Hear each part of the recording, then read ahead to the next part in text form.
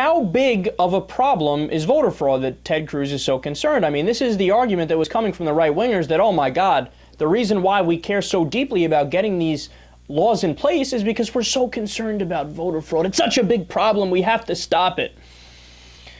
You ready for an awesome list? Here are things that are more common than voter fraud.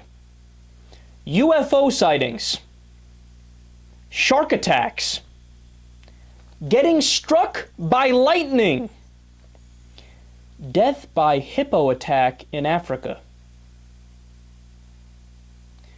death by coconut, and of course my favorite, death by vending machine accident. So you know when you're trying to get that Snickers out of the machine and you're shaking the thing and it's not falling out and then it falls on you and kills you? Yeah, I don't know of that either. I've never heard of a situation like that. But apparently that's more common than voter fraud. These are taken from multiple different studies on the issue. It's been thoroughly studied going all the way back since the year 2000. So since the year 2000, nationally, how many cases has there been of voter fraud? 13. 13.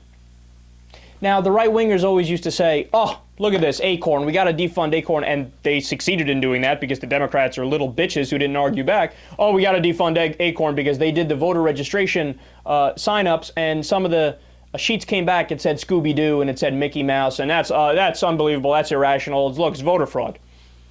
Yeah, but it's not voter fraud because, I don't know if you know this, Mickey Mouse isn't actually going to show up to vote. I know, a hard concept to grasp. And to be fair, I said 13 was the number of cases of voter fraud since 2000. That's the highest number. I was being too fair to the right-wingers. I've seen other studies that one says 9, one says 10. I go out of my way to be fair to the right-wingers, and they still make no sense, less than no sense. So why is Ted Cruz so adamant about getting voter ID laws in place if voter fraud is not an issue? Well, from an article on this specifically, quote, at least 11% of all Americans don't have a photo ID. Among Latinos, the number rises to 1 in 5. Among African Americans, it's 1 in 4. Requiring citizens to show their birth certificate or a photo ID before allowing them to vote would result in widespread disenfranchisement, particularly among minorities.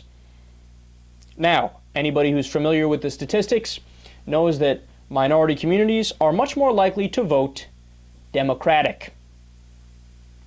So, in fact, that's what this is really about. It's voter suppression of communities that are more likely to vote Democratic. And in fact, there's been multiple documented cases now of right-wingers coming out, different politicians at different levels of government, particularly, I believe it was the governor of Pennsylvania or Virginia, one of the two, that actually said in a speech, because of the new laws we've put in place, it is much more likely now that Mitt Romney will win the state. Yeah!